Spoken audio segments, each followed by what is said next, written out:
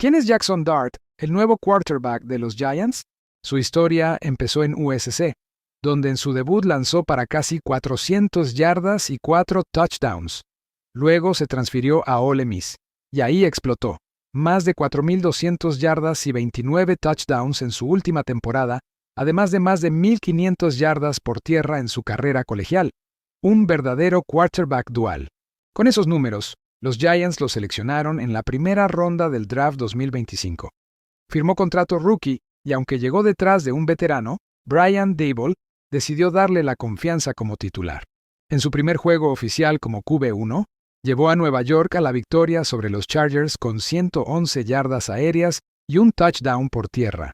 No fue perfecto, pero mostró movilidad, coraje y ganas de liderar. Jackson Dart no solo es el presente de los Giants, es la apuesta a que, por fin, tienen un quarterback para construir el futuro.